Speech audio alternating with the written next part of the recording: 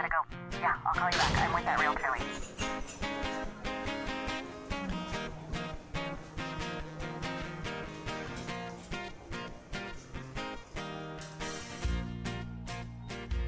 Welcome to The Realtor Lady. I'm Michele Replogle.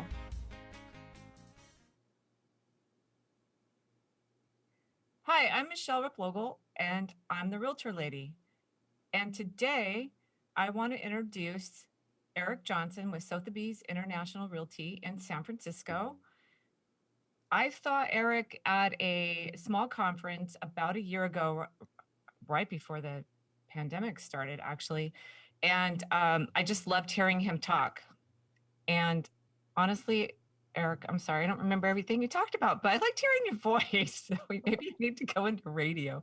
But I also have enjoyed our telephone conversations and some of the subjects that we talked about, mainly because of your sincere care of the client. And I could just tell you have a lot of integrity. And that's what I'm really trying to bring about in the podcast, is to help understand there's a lot of people out there that really care about their success in real estate. And our very first conversation, you mentioned you couldn't get back to me because you were camping. And I thought, oh, camping. And I envisioned tents and dirt and, campfires, kumbaya, whatever. But you had a little different story. And the reason it's so funny is because I haven't really met a realtor that camps. So tell me about your camping story, and then Well, you were kind of taken back, and I was like, wait, no, let's get clear. I wasn't I was day camping. You were camping, you said. I came down I went to the American River with 8 friends. We actually went to Sacramento and we're staying in hotels, but then went out to the American River, first thing in the morning, and set up the tent and set up everything up and hung out, all day until right before sunset. And then we hiked about a mile and a half up a mountain back to our cars and went back to our hotels and showered and went out to dinner. That's hysterical, because when you were telling me this story, I was like, I don't know any realtor who tent camps. They have RVs, they do what you do, they go on houseboats, and they tell me they've been camping, but there's always a story like yours behind it, really. So that was very funny. And I have a full outline of some stuff I want to talk to you about, but you were interviewed by a reporter yesterday about a subject that's very timely right now, especially with the environment the way it is. Can you tell us a little bit about that interview, what questions you were asked, and how you answered them? Sure. It was a question that I haven't broached in a long time. I gave a talk at the Academy of Sciences, San Francisco Academy of Sciences, many years ago, about how water and water views impact real estate values, and how people are intuitively appreciative of the wonder and beauty of nature, so much so that they're willing to pay a premium to look out at that natural beauty from their living room window. So, and I was talking about how when, the value of a condominium in a high rise, it's right on the water, that, looks right out to the bay or the ocean, can sell for 30 or 40% more than the identical floor plan, condo on the backside of the building that's looking at another building or a wall or an internal garden or courtyard. But the question was more relevant to what's happening in the Bay Area and California right now, which is how we're dealing with the effects of global warming, and how that impacts purchasers' decisions. And I was recently helping a client buy a vacation property, and we were looking in Sonoma and in Napa and down in Half Moon Bay, Moss Beach, two different types of of second home experiences. One that's a beach life, ocean lifestyle, and the other one that's a vineyard lifestyle. But it became very clear that wildfires are definitely impacting a buyer's decision about whether they're going to invest $2 or $3 million or more into a second home that is uninsurable because it is in a zone where you can't get fire insurance.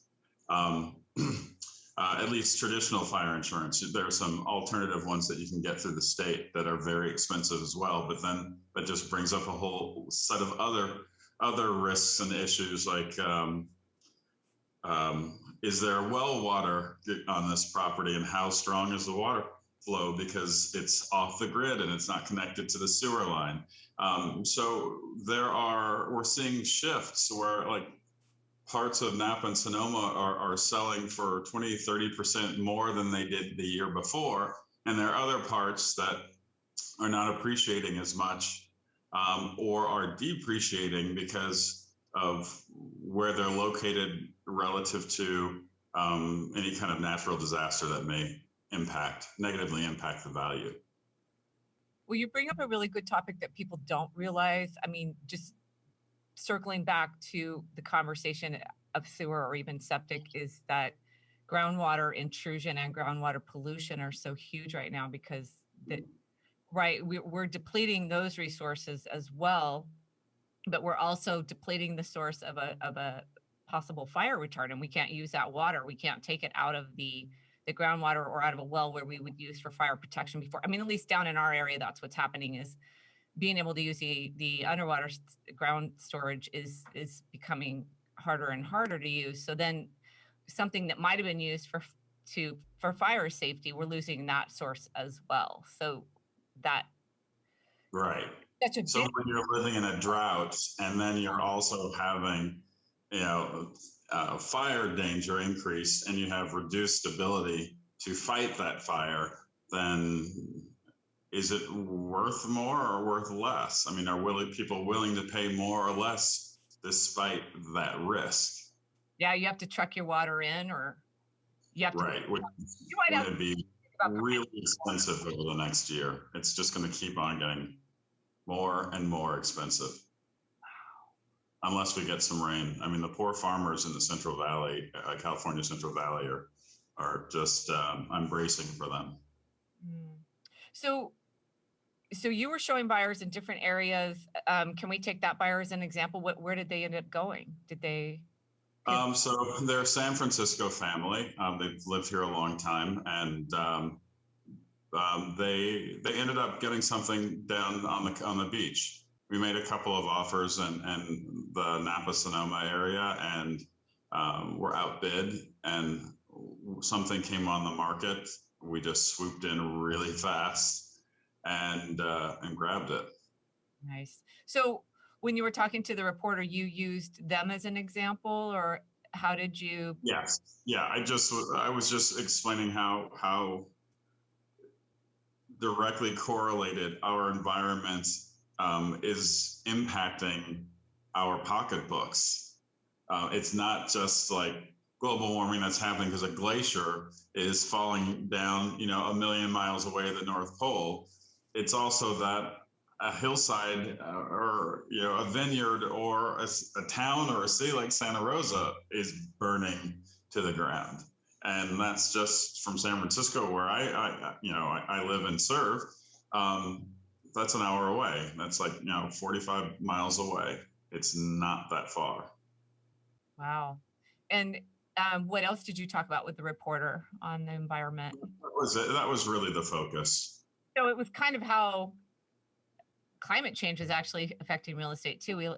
We like to think there's all these known elements, but that's actually kind of this unknown. We don't know where it's going and how much worse it's going to get. So what I'm learning about people's awareness, and when things come into awareness, when people start paying attention, is when things that have a negative impact seem to be impacting their personal lives.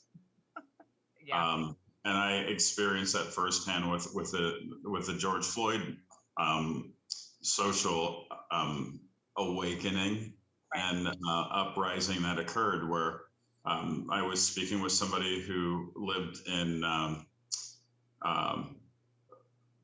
very high-end, expensive, predominantly white neighborhood in Arizona, and she was saying that they were rioting at the Neiman Marcus in Scottsdale, Arizona, and she's like, "This is Scottsdale," I mean, and so it was such a shock, because that type of issue has always been something that people, some certain people only experience through the TV, is happening someplace else.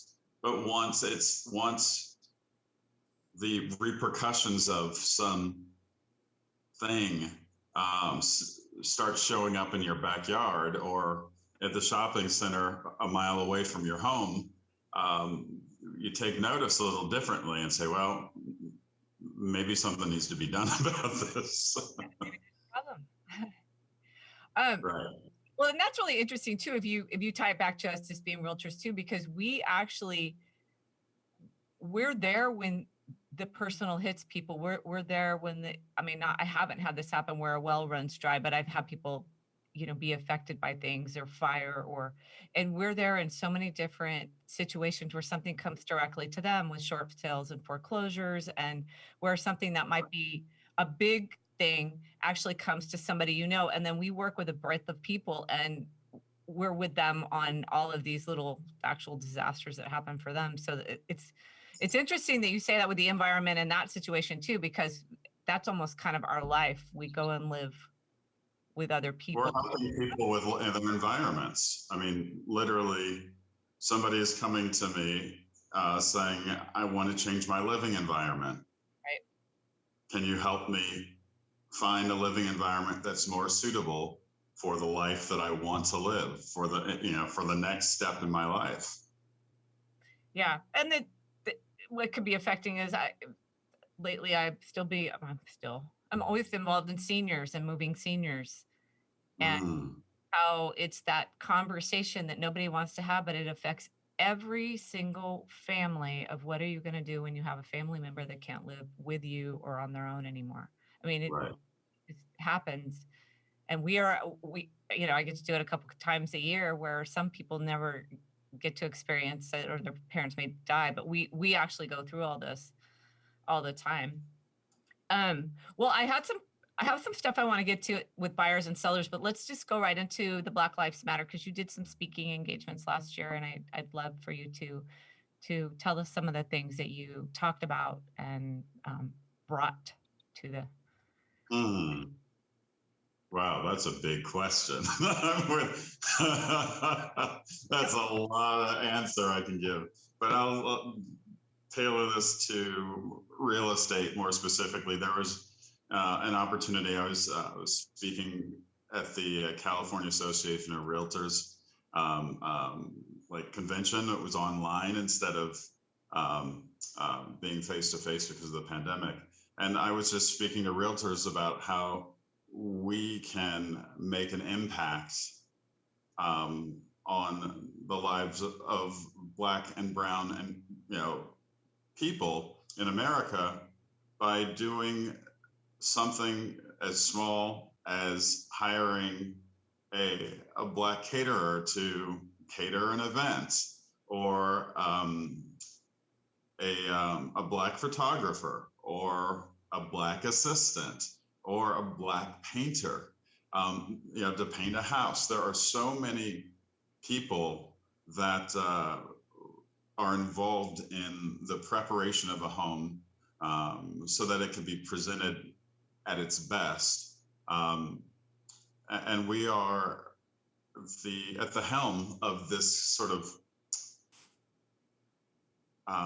this road to getting the home sold. When we're the ones that decide which painter and which stager and which house cleaner and which gardener and which photographer and which videographer. We are responsible for the employing all these people for these jobs. So instead of us looking at what we do as, oh, well, that's about a bigger thing in this world and I'm just one agent. Well, everything happens with one incremental step. Right. And if we can just all take one incremental step towards bringing people of color into our real estate economy, then we have done something. Right. And something is better than nothing. And the other thing that I often present is there's a winery called Brown Estate, and they are based in Napa, California, and they are the preeminent African-American owned winery. And they are, from what everything that I've read, they are the only Black owned winery where they own the land, harvest their grapes, age their grapes, blend and bottle their grapes all on site. They're not farming the processing out to some place else. It's all done in house. And that's a phenomenal way to support a Black owned business. When we sell a home and we get a closing gift, all you have to do is go online and order a beautiful selection of wines. The wines are beautiful to taste. The bottles, the labels, the presentation is elegant. And it's a beautiful presentation that actually has a meaningful story behind it, as opposed to just going to Beverages and More and getting a bunch of wine and saying, here, happy closing. Right. So there are ways to support Black owned businesses like me. Call me and say, hey, I need help selling this home. Will you help me sell this home? It's not charity. It is reaching out beyond one's social sphere to look for excellence outside of the realm of excellence that they know of. And I mean, it doesn't. I'm not saying go out there and just hire somebody because of their color. Right. Find qualified people that can deliver exactly what you're looking for, and hire those qualified people who happen to be Black or brown. And that's the whole difference. I'm not advocating that people lower their standards to their detriment so that they can help someone else out. I'm saying run your business, and there are a ton of people like myself who are Black and brown who deliver excellence all day long. You just have to look for them because we're so few and far between in different, like in my real estate world, in the luxury market in San Francisco. I'm sort of like a destination that has to be sought after because they're not 150 of us, and Black luxury realtors selling in San Francisco. So you've got to look for us if you're not aware of us already, because it's not because we're not present and visible, but relative to the general population, we're not, our presence is not everywhere. Well, and I could say too that I think when people look, they don't realize. So kind of what you're saying in a way too is, hey, when you're looking, you don't have to look for, say, a Black or brown person, but you can look a little bit beyond kind of almost yourself. And for me, it might be a kind of a white screen, as it were, of just looking at what looks like me and hiring somebody who looks like me. But what I would also add to that is to talk with that realtor. It could be yourself.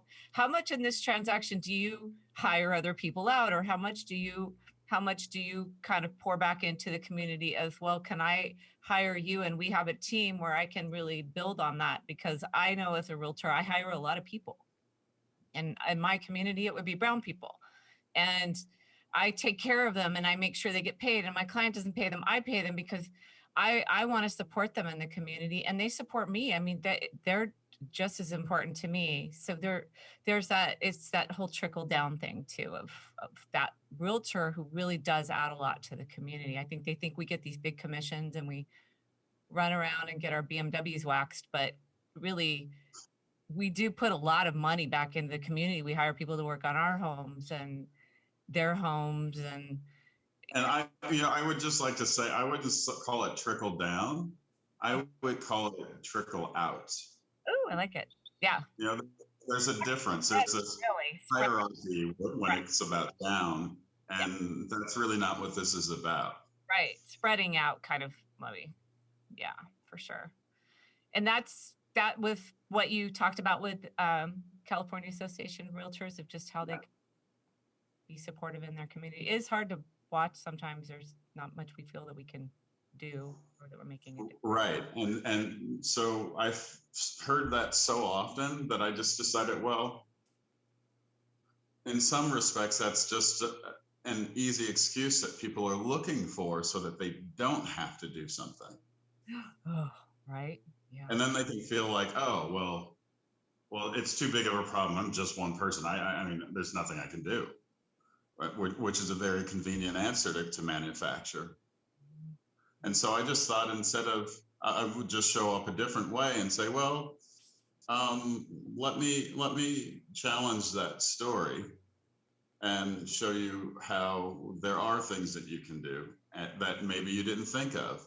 Because a lot of this stuff is not about, at least from what I see, when it comes to the interpersonal interactions with my clients and or other realtors. I mean, we're in Northern California, so we're in a different environment here, where I know it's oftentimes less about someone intentionally excluding people of color from their business because they don't like them or they don't trust them or they don't want the wealth to be spread to those people. It's less about some kind of intentional exclusion and more of just, everybody's busy. You got kids, you got work, you got like parents dealing with, and now you're dealing with a house.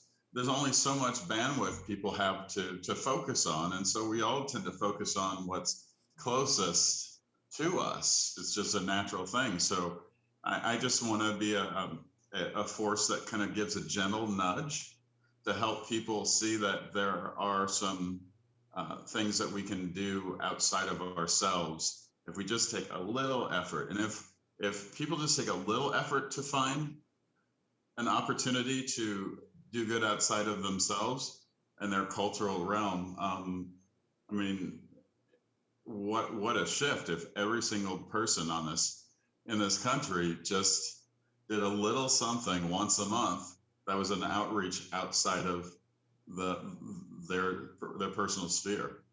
Yeah.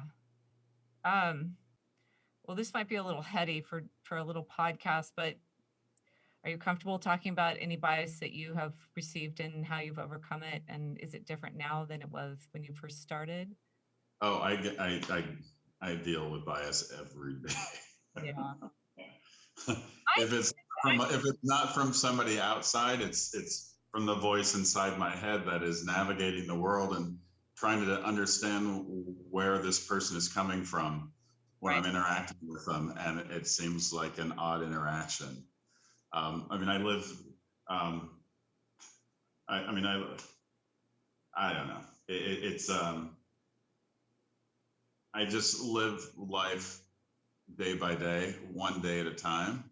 And I focus on the here and now. And if sometimes a day at a time is too much, I focus on an hour at a time or just this moment at a time. Because what I do know for a fact is that all I have is now, right? Yesterday's gone and who knows what tomorrow's going to bring. I mean, really, who knows? I may not be here tomorrow, or one of my clients may not be here tomorrow, or the photographer might not be here tomorrow that's supposed to do the shoot. There are so many things outside of my control that my focus personally, as a coping skill and as a success skill, and also professionally, is to focus on the concept of acceptance. And that's I'm still a work in progress with that one, but just accepting what is and what has been presented to me, and figure out what I have control over. And what I have control over is not that person or this person or that thing that didn't happen or that thing that showed up in the inspection. The only thing I can control is the one thing that I have responsibility for, and that's myself and how I respond to whatever is showing up. I can or as opposed to react. I can react, which is less about being thoughtful and more about just kind of going on automatic pilot based on all the conditioning that I've been raised with, and then just knee jerk instinctively moving based on that information. Or I can take a step back and then consider the source of this information and then decide whether this information is credible and even worth the effort to take any action with. And then once I am clear about that, then I can make thoughtful moves that are in my client's best interests or in my best interests. And so I work through life as a Black man in America, and I work through my business the same way, because really it's all the same. And I have no experience being in your shoes. I can only say, working with clients of color, that I spend a lot of time worrying about them and how they're treated. And so from my side of it, I have had clients that I just wanted to make sure that nobody said anything to them, not on my watch anyway. Like, I felt very protective, and I wanted them to be treated just like anybody else, and they're a home seller or they're a home buyer. And part of the experience for me is, like you said, there's nothing you can do to control, but that doesn't stop me from just worrying and trying to control it. That's because you have a good heart and a conscience, and you want to be do right for people. I mean, we're in the service business. People come to us as realtors because they want our help, and they have a new vision for the kind of life that they want to live, and we are engaged to help them find an environment that will support the life that they want to live or need to live.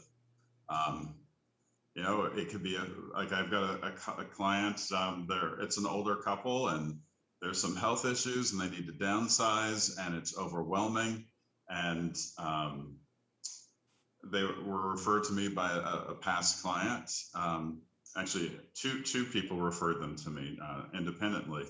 And I'm so grateful that I am the one who's working with them, because I've dealt with the taking care of my parents, who were both stricken with cancer, and I have empathy with timing. Some people can get overwhelmed in the process of buying a place, and you're thinking, well, geez, how come they haven't gotten back to me? They said they love this place, and I'm ready to go. But just because intellectually they're ready to go doesn't mean that emotionally they are ready to accept what physical challenges are really doing to their life and their future, and that they really are having to make a move from their big house to a 2-bedroom condo and a high-rise doorband building on one floor, because they have mobility issues and can't do the stairs. And so all of a sudden they've got to accept the fact that this is happening. And, this health thing was not something that they were expecting to happen now. That was going to happen way in the future. So there are all these dynamics that we are dealing with as we help our clients wade their way through this, not only business transaction, but emotional transformation. it's weird too. Sometimes I work with people and, it's so intimate. You're kind of having like a baby together, and when they're getting this house or this new change, and you're just talking every day, 2, 3 times a day, emailing, texting, and then the sale's complete and whoop, there they go. And you Right. next, and it's like you move into the next house and help them and it doesn't happen maybe just a couple times a year. I'm like, oh, I kind of miss them, because I'd spent so much time with them, and it's like, I miss you. And I mean, we really move on, but that's how much care and how much we're just really in it with them. And it's actually really comforting when they don't call, when someone answers my email. If I email them, just this morning I emailed, how are you? Is everything okay? How did the move go? And they say, great, thanks. And I was like, oh, I would have liked to know more, but I'm excited at that short email, right? Because they're good, Right, right. I was watching this wildlife show where, there'll be, I don't know, a turtle or a jackrabbit or, a baby tiger that has a broken leg, and they fix the leg, and and then all of a sudden once their job is done, then the baby tiger or frog or whatever, or the bird, they just, and they go and they're gone. And the reward of the gratification is in not the non-attachment. Yeah. It's a weird thing. It's like part of the grace and the beauty about what I'm doing is that my job is to help get them set up so they can then launch themselves into their life. So yeah, that's what we do day in and day out. And then if we do a great job, they always come back. They always show their gratitude by using us to sell the home that we help them buy. They always show the gratitude by referring us to their friends or their next door neighbors or a colleague or who's just somebody who's moving to town. So it's it's a real interesting business, and there's a lot of reward.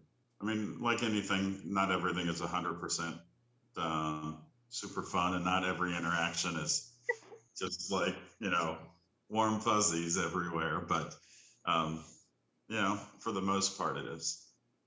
I've gotten to a point in my career where about 96% of all interactions are good. But, the first 10 years were really rough. I worked with a lot of people who didn't always have the best intentions.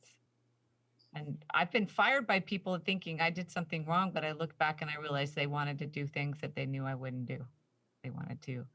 Right. And that was a lesson that I learned early on. I was so like, I don't understand why this person doesn't want to work with me. Have so much to offer, and I am mastered my negotiation skills and presentation skills, and I know how to get them exactly where they said they want to go.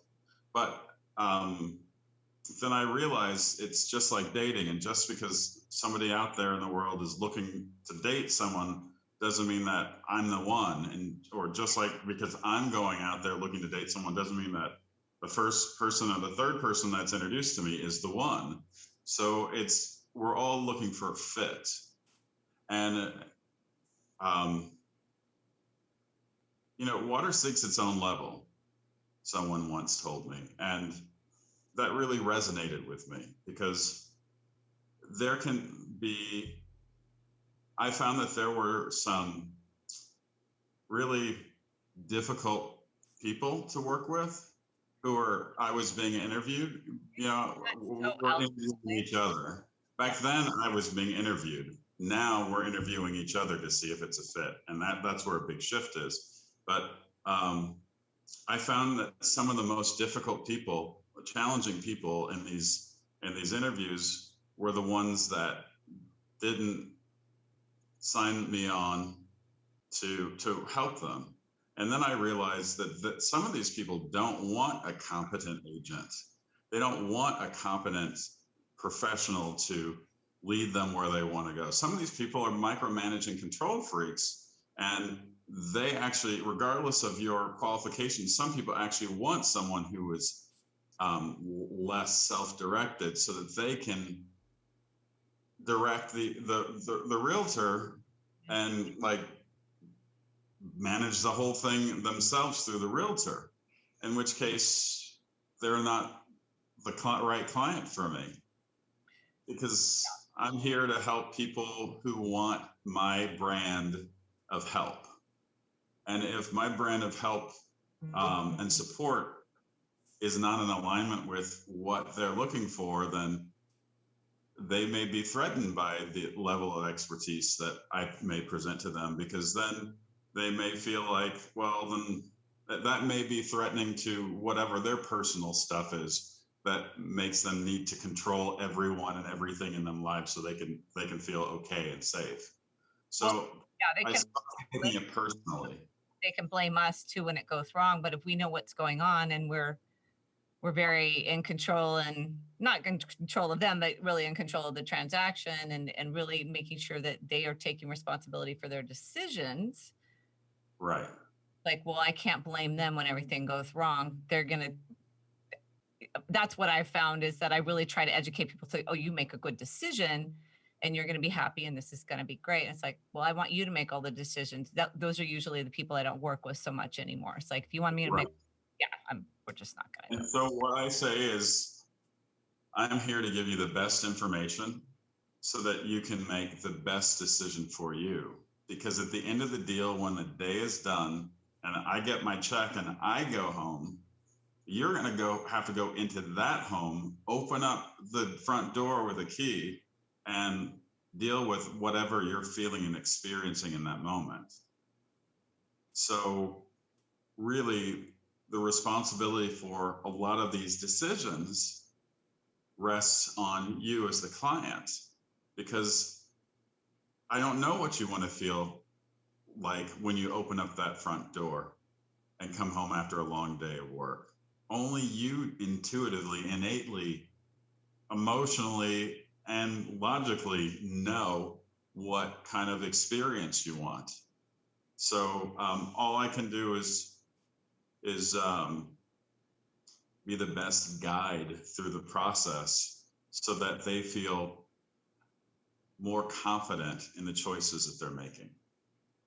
Exactly. But I've learned that the other way too. So just in the last couple of years, seeing how we don't really have physical contingencies anymore, and helping them, buyers with houses that I'm like, I don't want them to buy this out without physical. I need to do more research on this house. There's just no way these disclosures are going to make me feel comfortable about this.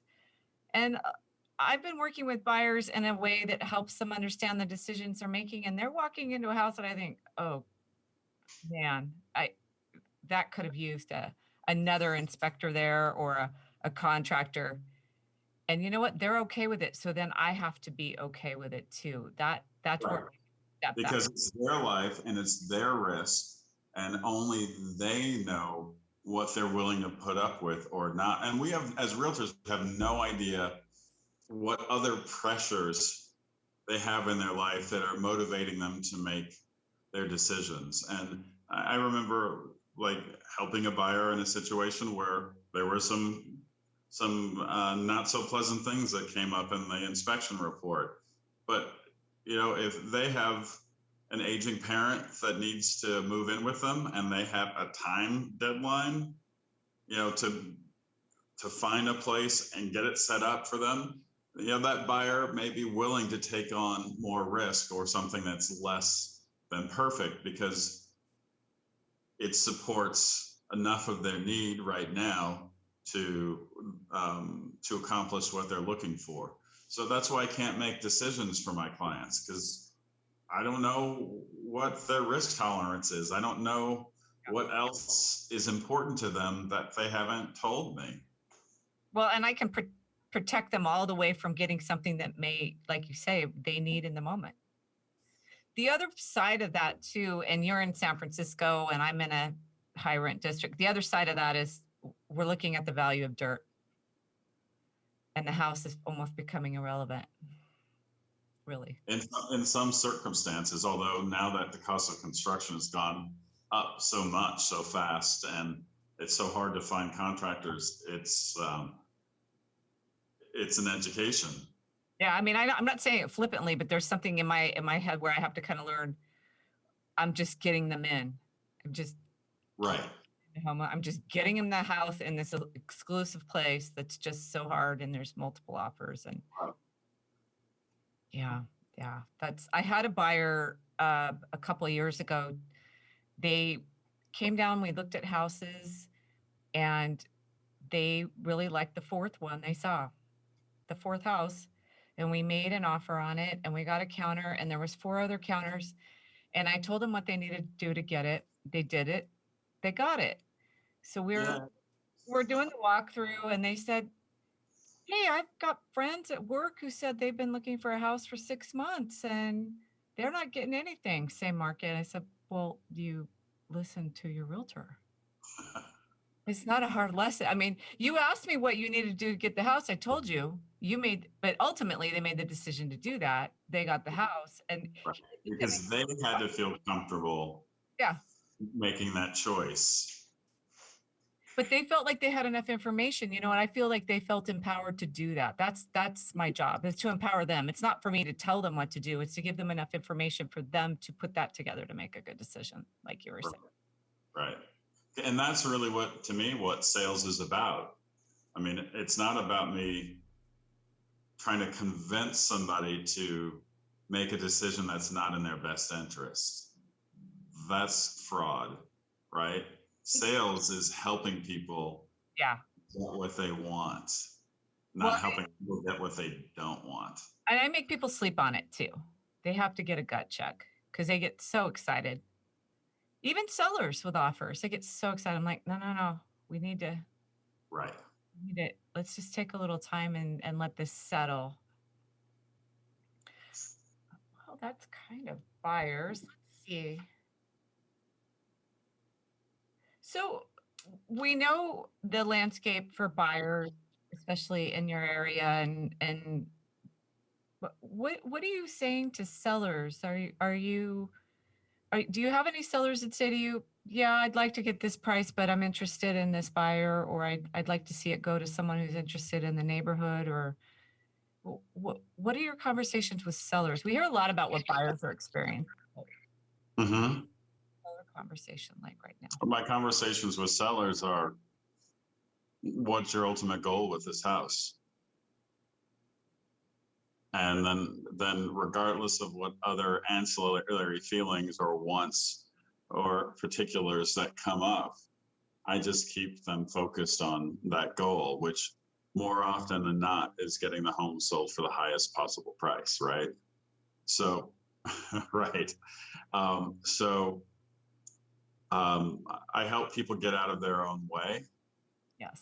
And I help eliminate some of those distractions so that we can stay focused on the reason why I am here, which is not to sell your home to the nicest person or the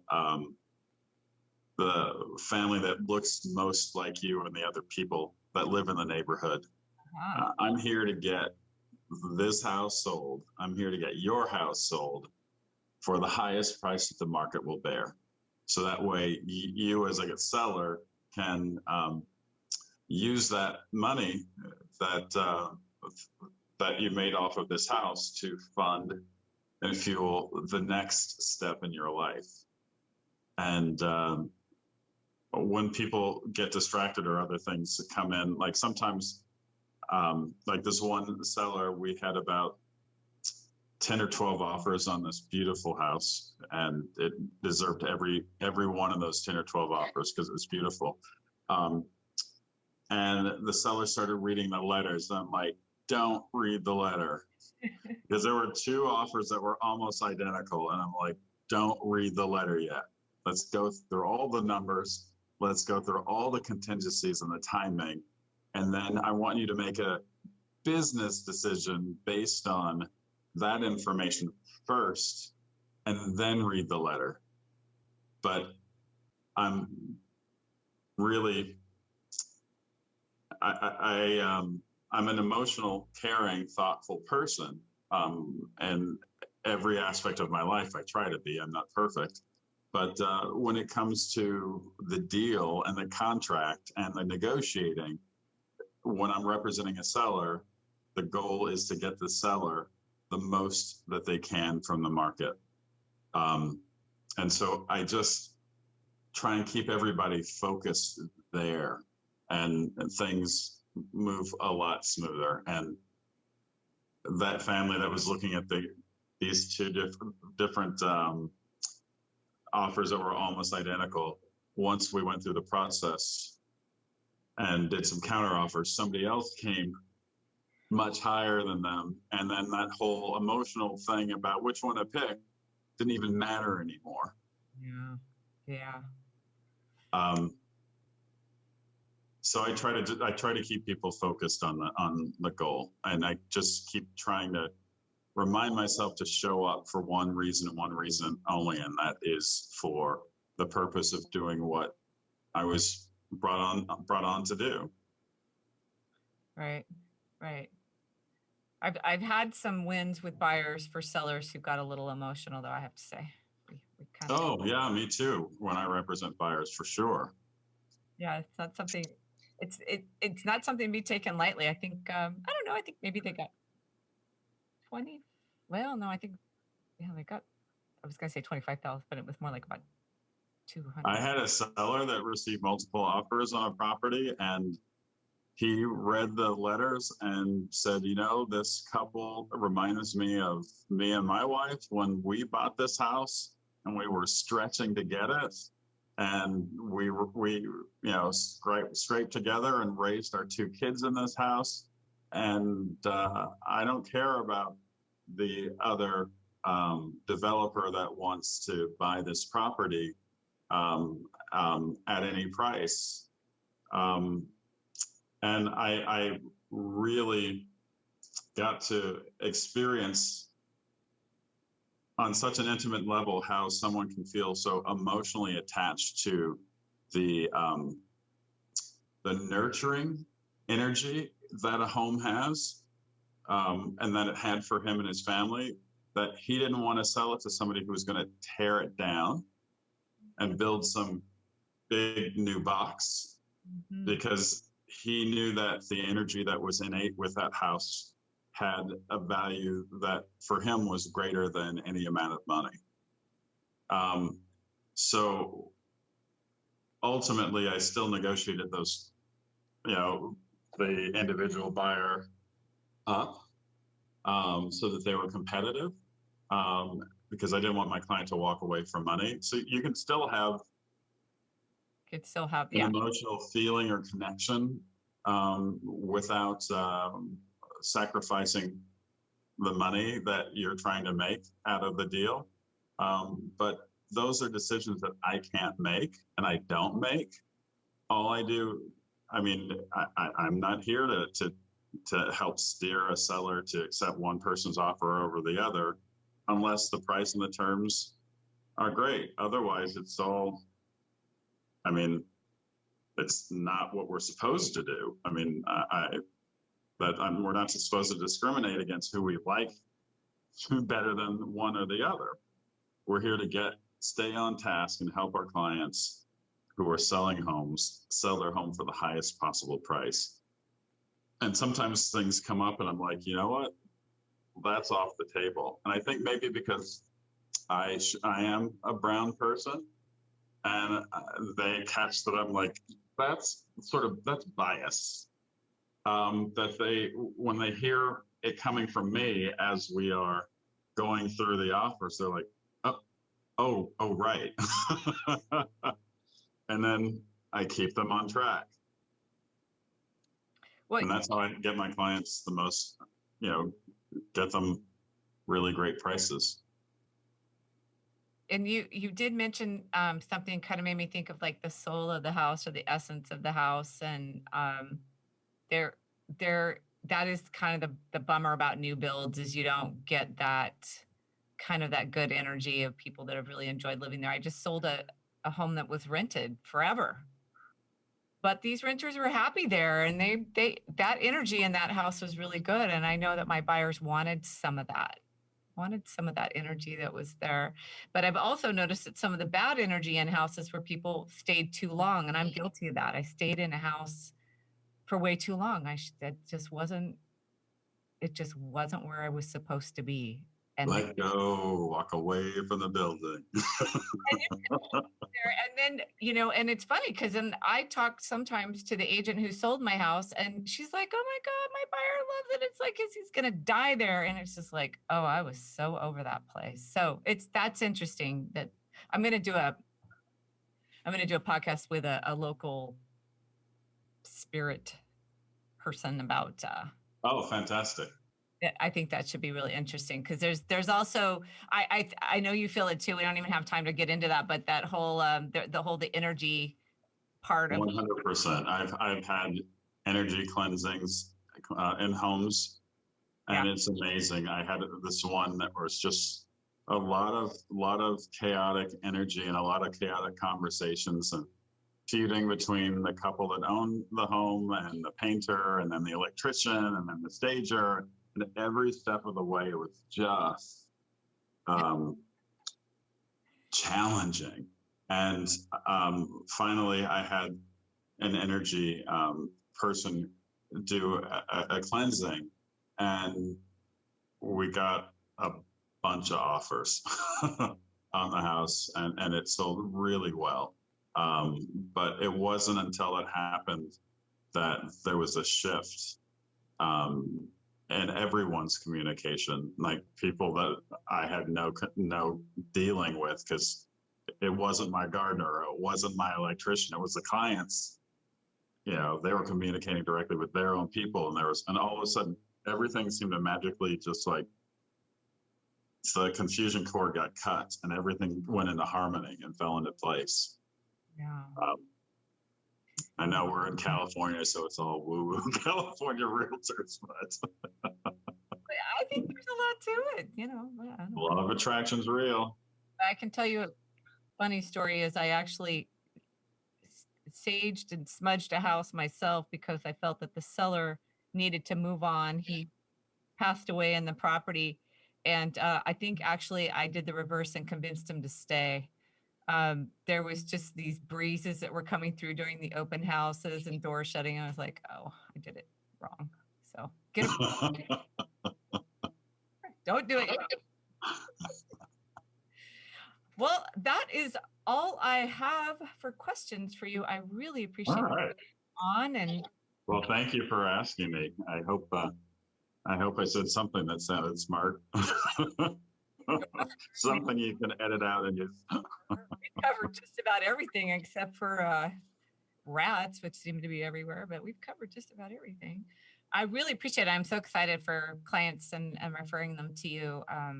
I think you have a lot of integrity and a good heart, and I think it's really important. And if people don't want that, that's great. They can hire the person that works for them. But this is who I partner with, just like you do. We partner with our clients. We bring our brand of expertise to our experience and the transaction, and the people that want to partner with someone competent, they show up. They're going to keep on showing up. Yep. Hopefully. I'm saving my money. I'm going to talk a lot of realtors. Everybody's kind of stuffing their money under their mattress at this point. But it was great to talk with you. And are you in Sonoma now? Did you get up there? No. I'm heading there right after this. Okay, well, I'll let you go. And thank you again. I really appreciate it. All right. Have a great night. Cheers.